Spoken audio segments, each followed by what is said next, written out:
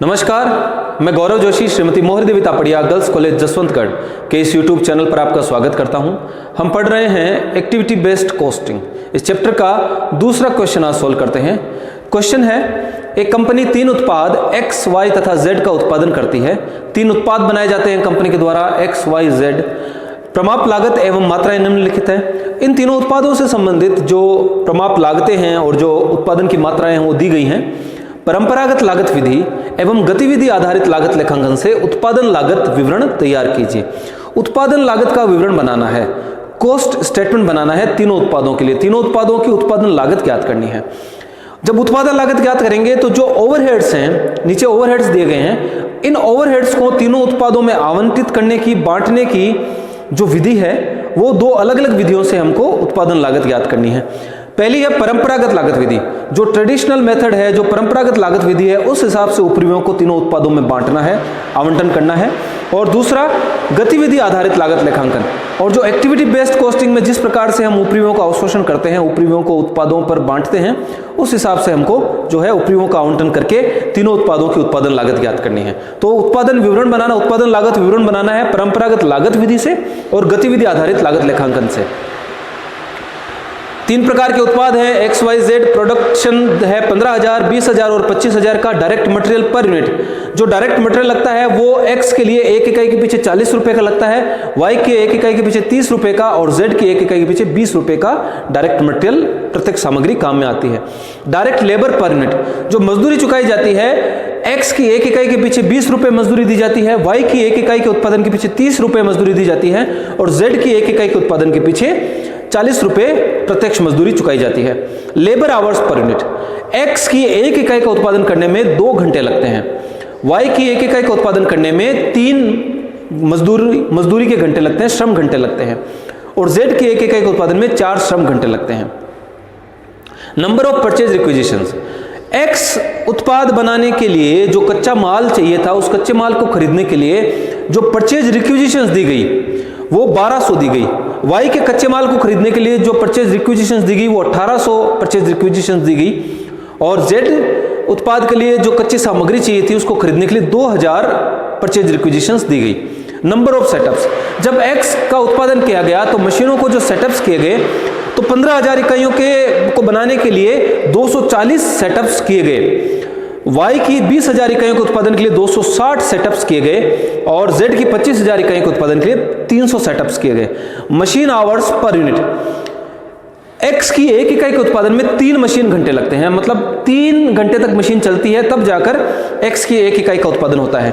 Y की 1 इकाई के उत्पादन में 3 मशीन घंटे लगते हैं, Y की 1 इकाई के उत्पादन में भी 3 घंटे मशीन चलती है और Z की 1 इकाई के उत्पादन में 6 घंटे मशीन काम में आती है। ओवरहेड्स दिए गए हैं।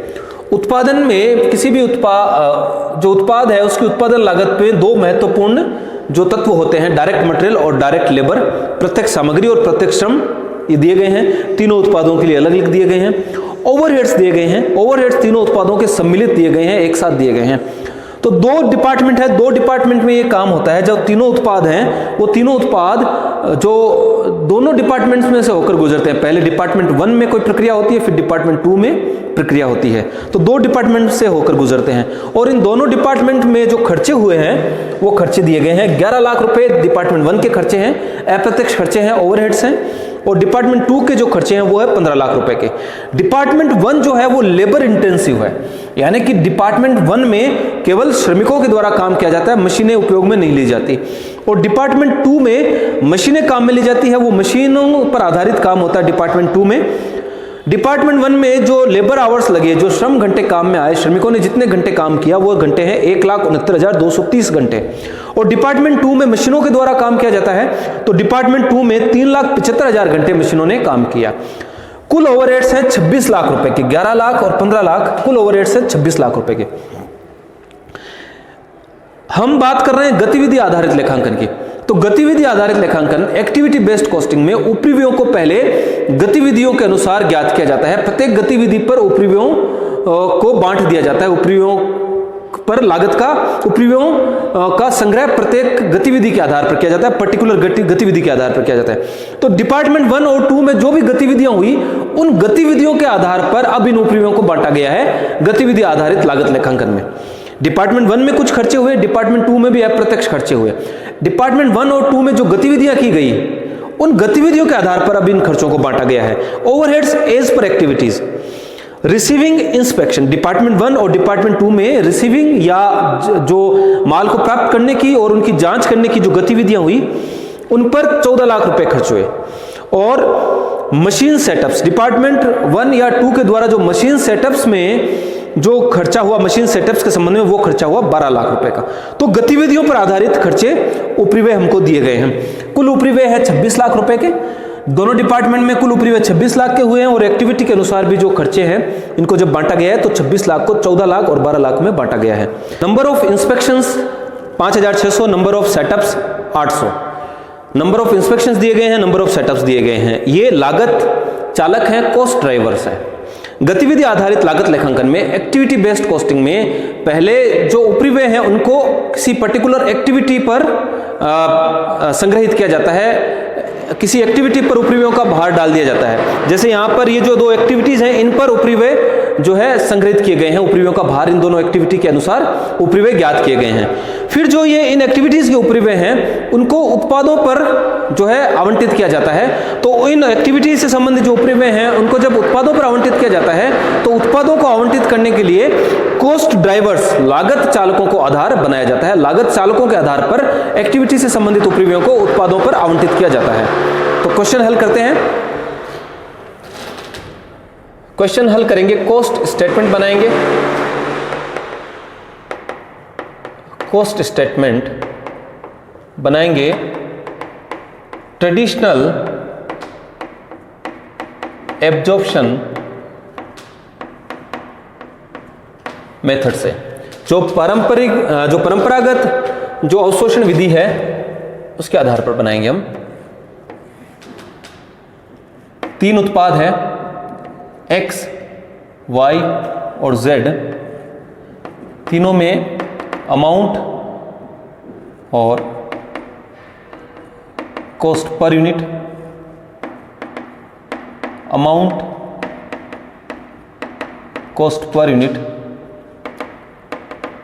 एक अमाउंट का कॉलम बना लेंगे, एक कॉस्ट पर यूनिट का कॉलम बना लेंगे।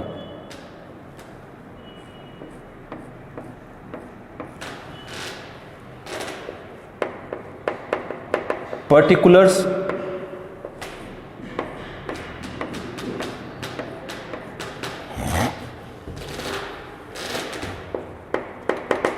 Units produced. तो X की 15,000 इकाइयां बनाई गई, Y की 20,000 इकाइयां बनाई गई और Z की 25,000 इकाइयां बनाई गई हैं।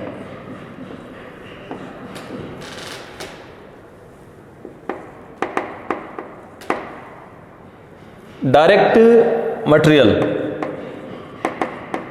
डायरेक्ट मटेरियल है 40 रुपए प्रति इकाई है X का डायरेक्ट मटेरियल का खर्चा। तो 15,000 को 40 से मल्टीप्लाई कर देंगे, 6 लाख रुपए। Y जो है इसकी 20,000 इकाइयां बनाई गई है, तो 20,000 इकाइयों के लिए प्रति इकाई जो डायरेक्ट मटेरियल का खर्चा है Y के लिए वो है 30 रुपए प्रति इकाई। तो 20,000 इकाइयां बनाई गई है, 20,000 को 30 से मल्टीप्लाई कर देंगे, 6 लाख रुपए का Y के लिए भी डायरेक्ट मटेरियल का खर्चा है। और जो Z उत्पाद है उसकी 25,000 इकाइयां बनाई गई है और डायरेक्ट मटेरियल लगता है 20 रुपए प्रति इकाई।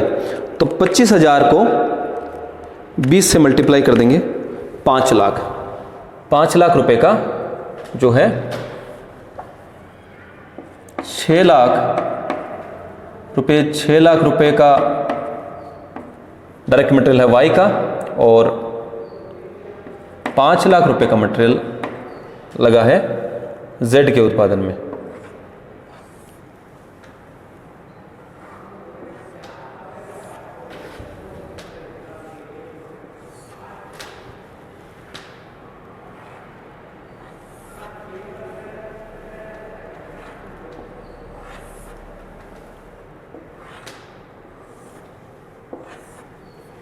तो दो कॉलम बनाए गए हैं, एक तो अमाउंट का कॉलम है और दूसरा है कॉस्ट पर यूनिट का column. Direct material, direct wages. तो डायरेक्ट वेजेज यानी डायरेक्ट लेबर, डायरेक्ट लेबर 20 रुपए प्रति इकाई मजदूरी दी जाती है एक्स के उत्पादन में। तो 15,000 इकाइयों का उत्पादन किया गया है, 20 रुपए प्रति इकाई के हिसाब से 3 लाख रुपए मजदूरी दी जाएगी एक्स के उत्पादन में। वाई के उत्पादन में 30 रुपए प्रति इकाई मजदूरी दी जाती है, तो 20,000 इकाइयों का उत्पादन किया गया है, तो 30 रुपए के हिसाब से 6 लाख रुपए मजदूरी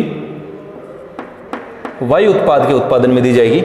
और जेड की 25,000 इकाइयां बनाई गई हैं, तो 25,000 इकाइयों के लिए 40 रुपए प्रति इकाई के हिसाब से 10 लाख रुपए की मजदूरी दी जाएगी।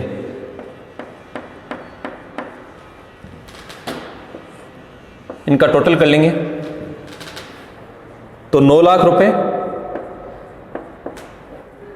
12 लाख रुपए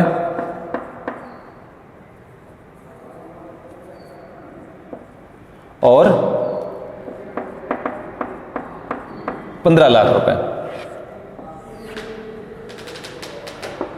ये प्राइम कॉस्ट, डायरेक्ट मटेरियल और डायरेक्ट लेबर मूल लागत कहलाती हैं। डायरेक्ट मटेरियल और डायरेक्ट लेबर का जो टोटल है वो वस्तु की मूल लागत कहलाती है। कॉस्ट पर यूनिट ज्ञात कर लेंगे। 15,000 इकाइयां बनाई गई है, तो 15,000 का भाग लगा देंगे 9 लाख में। 15,000 का भाग लगा देंगे 9 लाख में।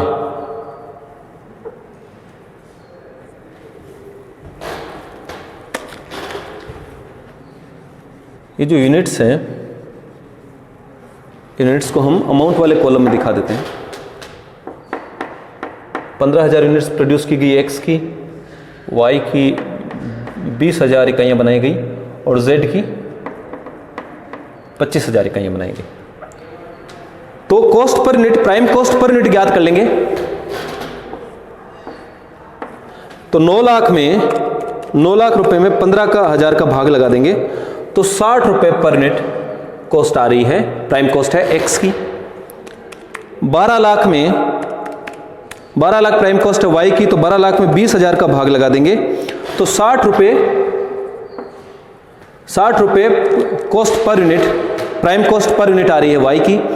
और जेड की प्राइम कॉस्ट है 15 लाख रुपए की, 15 लाख में 25,000 का भाग लगा देंगे, तो 60 रुपए ही जो है प्राइम कॉस्ट पर यूनिट आ रही है जेड की। ओवरहेड्स दिए गए हैं डिपार्टमेंट 1 और डिपार्टमेंट 2, दो डिपार्टमेंट के ओवरहेड्स दिए गए हैं। तो ओवरहेड्स को एब्जॉर्ब करेंगे। Allocation of overheads of department 1, department 1 के जो ओवरहेड्स हैं उनको अलोकेट करेंगे। क्या करेंगे? Overheads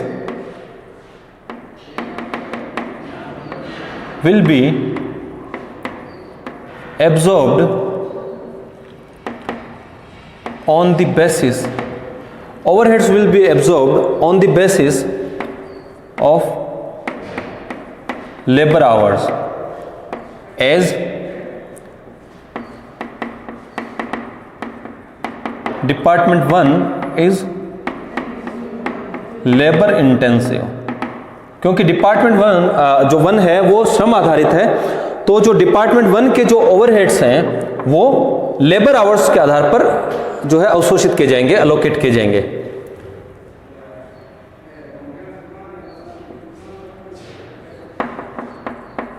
overhead absorption rate per hour ज्ञात कर लेंगे। तो ओवरहेड हैं डिपार्टमेंट 1 के 11 लाख रुपए और डिपार्टमेंट 1 के जो लेबर आवर्स हैं वो हैं 1,69,230 घंटे। तो 11 लाख में 1,69,230 घंटों का भाग लगा दिया जाएगा तो ओवरहेड एब्जॉर्प्शन रेट आ जाएगी पर आवर। 11 लाख में 1,69,230 का भाग लगा दें तो ओवरहेड एब्जॉर्प्शन रेट आ रही है 6.50, 6 रुपये 50 पैसे पर आवर। इसी प्रकार से overheads of department 2 will be absorbed on the basis of machine hours। Department 2 के जो ओवरहेड्स हैं वो मशीन घंटों के आधार पर अवशोषित किए जाएंगे, क्योंकि डिपार्टमेंट 2 है जो मशीन आधारित है, मशीन पर ही काम होता है डिपार्टमेंट 2 में। तो overhead absorption rate per hour क्या होगी? 15 लाख के ओवरहेड्स हैं डिपार्टमेंट 2 में और डिपार्टमेंट 2 में 3,75,000 घंटे काम हुआ है। तो 15 लाख रुपए डिपार्टमेंट 2 के ओवरहेड्स हैं, यहाँ पर 3,75,000 मशीन घंटे काम हुआ है, तो 4 रुपए पर मशीन आवर जो है ओवरहेड एब्जॉर्प्शन रेट है डिपार्टमेंट 2 की। Overheads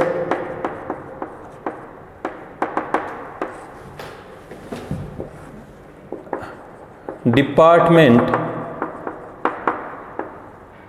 1 at the rate 6.50, department 1 at the rate ₹6.50 per hour.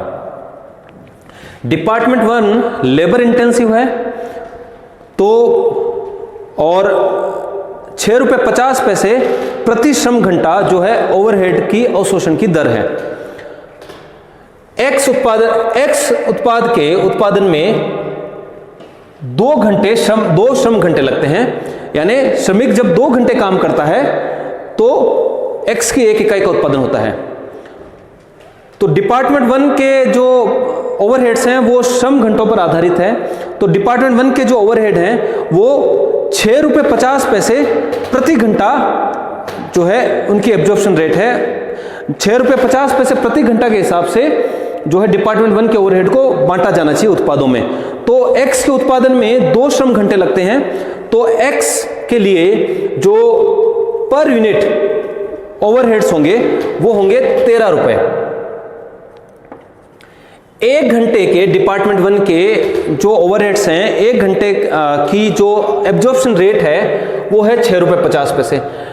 X के उत्पादन में 2 श्रम घंटे लगते हैं, तो 2 घंटे के लिए डिपार्टमेंट 1 के जो ओवरहेड्स हैं वो होंगे 13 रुपए। इसी प्रकार डिपार्टमेंट 1 के जो ओवरहेड्स हैं उनकी एब्जॉर्प्शन रेट है 6 रुपये 50 पैसे प्रति घंटा, लेबर पर आधारित है प्रति श्रम घंटा। वाई के उत्पादन में 3 घंटे लगते हैं, तो 6.5 रुपये 1 घंटे की है तो 3 से मल्टीप्लाई कर लिया जाएगा, 19 रुपये 50 पैसे, 19 रुपये 50 पैसे पर लेबर आवर। और वाई के उत्पादन में 4 श्रम घंटे लगते हैं। डिपार्टमेंट 1 के जो ओवरहेड्स हैं वो 6 रुपये 50 पैसे प्रति श्रम घंटा है, तो 4 श्रम घंटे लगते हैं जेड के उत्पादन में, जेड के 1 इकाई के उत्पादन में। तो 6 रुपये 50 पैसे 1 घंटे के हैं, तो 4 घंटे के लिए 26 रुपये, तो 26 रुपये प्रति इकाई डिपार्टमेंट 1 के ओवरहेड्स जो है बांटे जाएंगे जेड उत्पाद के उत्पादन में, जेड उत्पाद के लिए।